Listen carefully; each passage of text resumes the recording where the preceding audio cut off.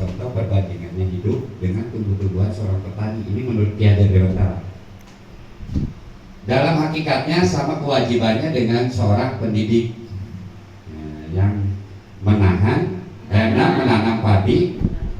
Misalnya hanya dapat menumbuhnya padi, ia dapat memperbaiki kondisi tanah, memelihara tanaman padi, memberi pupuk dan air, membasmi ulat-ulat jamur yang mengganggu hidup tanaman padi dan lain sebagainya. Ini menurut Ki Hajar Dewantara. Sekolah itu pada dasarnya seperti sawah. Siswa itu seperti tanaman. Nah, itu historinya itu, filosofinya itu, ya Pak. Nah, ini sekolah itu adalah sebagai lingkungan yang menyenangkan, menjaga dan melindungi murid, sehingga nanti akan terbentuk sebuah karakter murid yang dengan tumbuh dengan baik. Ini sekolah itu ini. Terus, nah, budaya positif lingkungan yang baik itu dari sini Pak. Lingkungan positif itu warga sekolah yang saling mendukung, tidak saling menjatuhkan. Tadi kata Pak Karya, kita itu tidak ada nu pinter kan gitu. Ayeuna mah geus teu usum silih. Wah, iya enggak.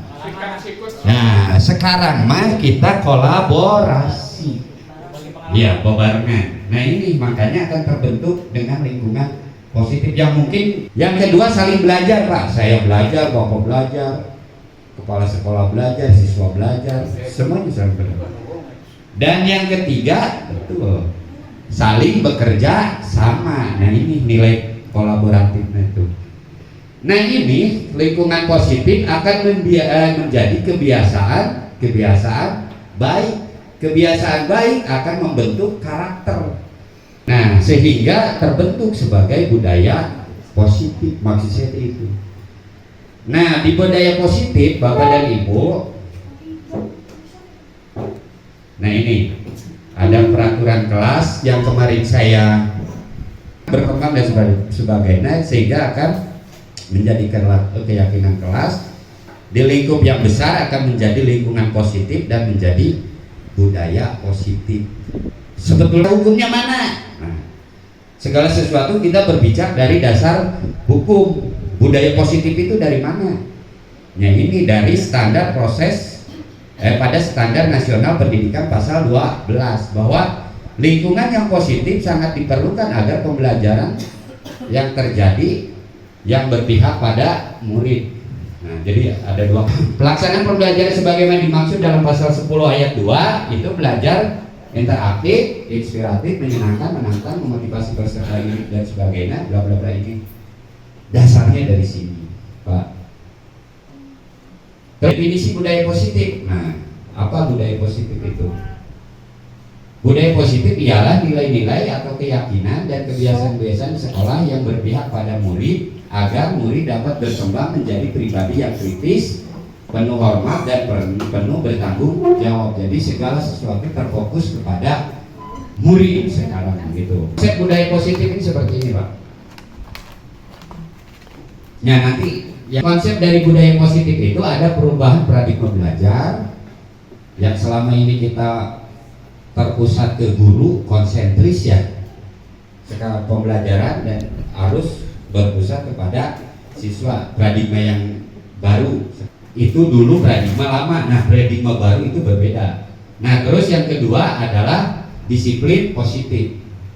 Yang ketiga ada motivasi perilaku manusia. Jadi manusia itu pada dasarnya ada secara teorinya itu ada perilaku manusia itu nanti akan dijelaskan. Kebutuhan dasar manusia itu pada dasarnya ini. Terus 5 posisi kontrol guru, 5 posisi kontrol guru dan keyakinan kelas serta segitiga restitusi.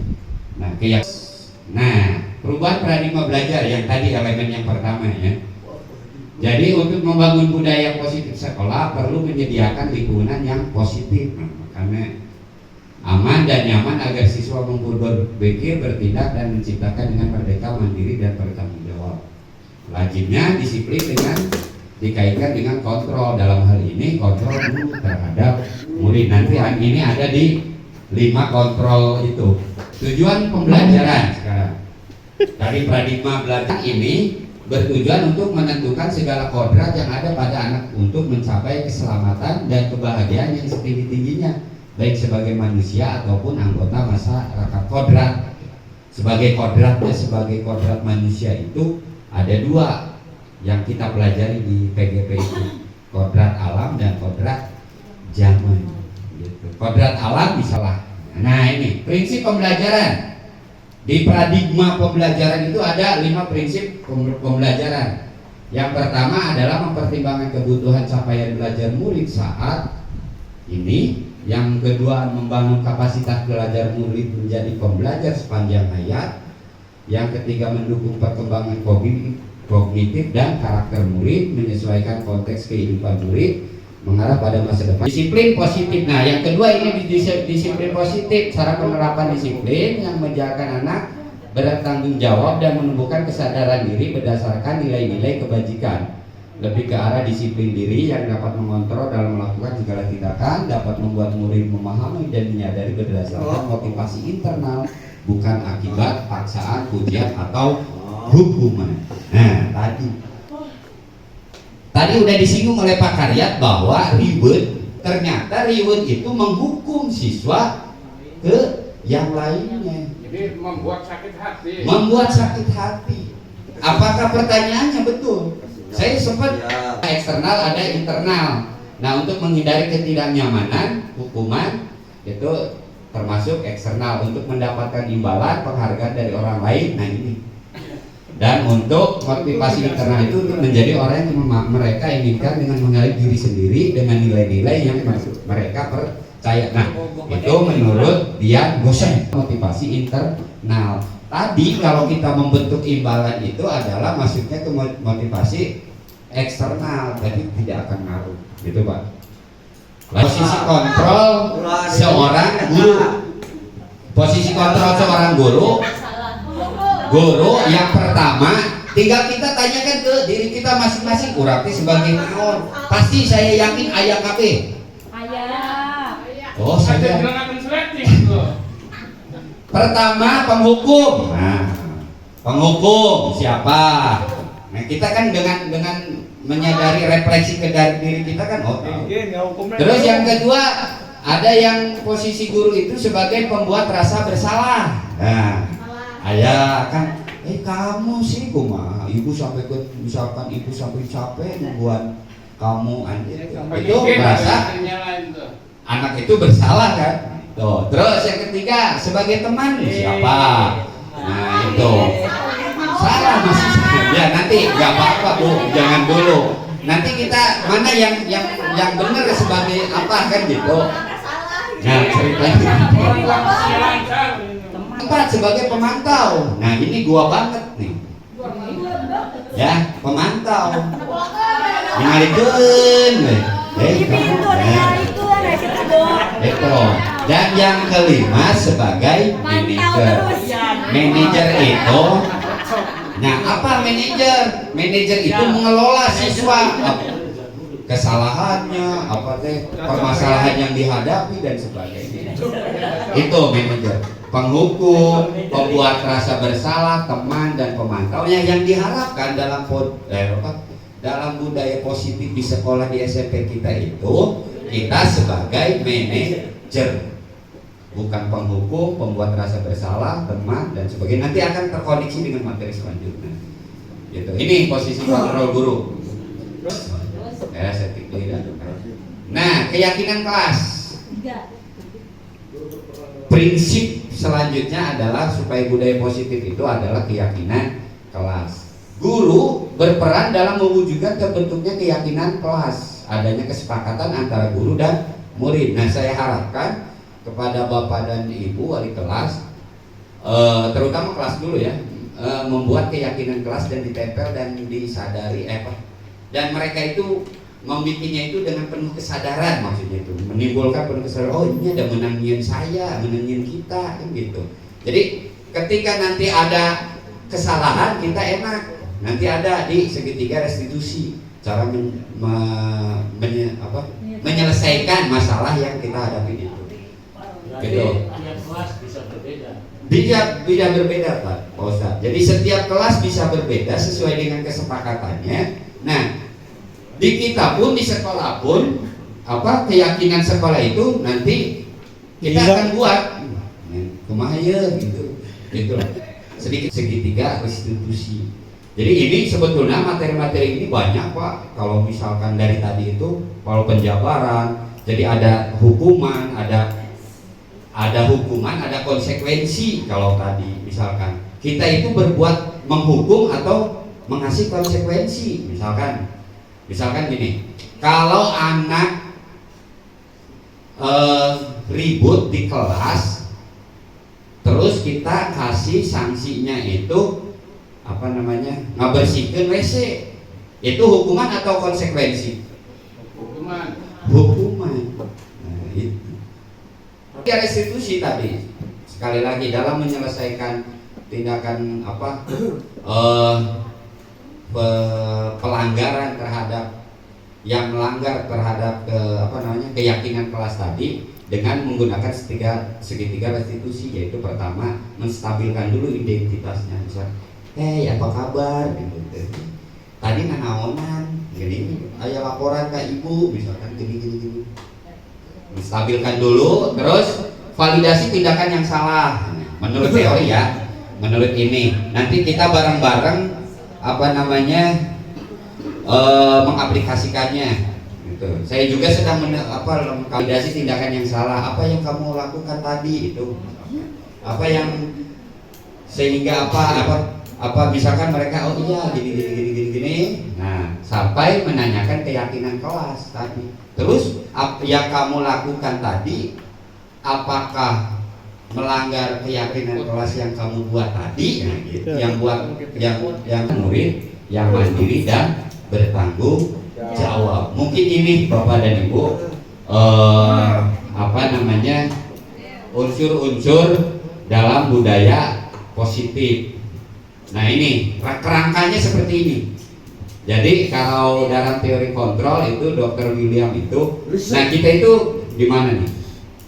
Nah, teori motivasi itu ada untuk menghindari hukuman, ada untuk mendapatkan imbalan, nah untuk menghargai diri sendiri. Nah, yang menghindari hukuman ketika siswa menghindari hukuman atau mendapatkan imbalan itu adalah motivasi eksternal. Yang harus kita lakukan adalah intrinsik, motivasi dalam dirinya.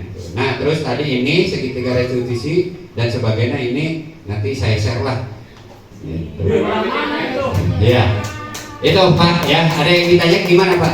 Saya mengenai masalah tema mengenai perilaku guru dan sebagainya Pak ya, sedikit banyak saya udah paham lah di pasca sarjana gitu. Itu diajarkan tentang teori pendidikan. Cuma yang saya masih ribut itu masih kader itu diklik pakai Chrome gitu. Satu lagi. Ya.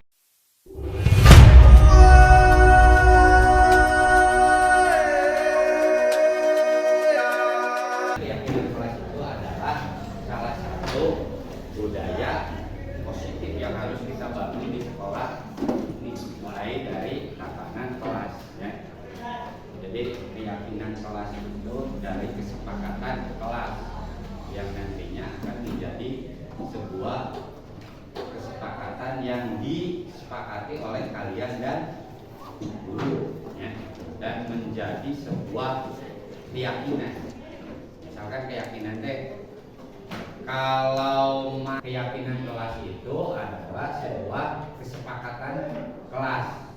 Misalkan dalam belajar yang saya bilang kemarin, jangan masuk jam 7.30 atau saling menghargai atau jadi menjadi kalau kalian pahami dan yang kalian pahami dan nanti akan menjadi kesepakatan bersama dan harus diikuti bersama. Ngerti ya?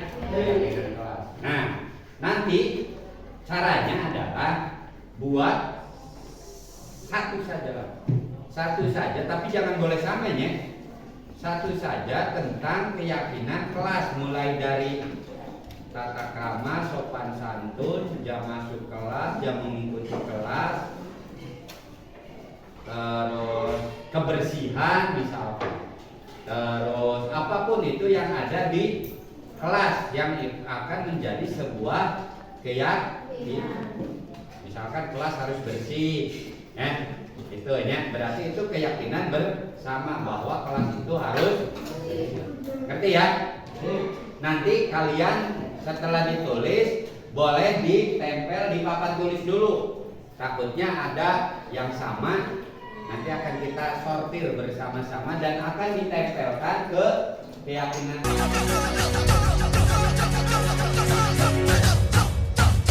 Kita belajar Pancasila, kita bernafas dalam sila-silanya. Kita belajar Pancasila, ayo kita jaga untuk Indonesia. Kita belajar Pancasila, kita bernafas dalam sila-silanya.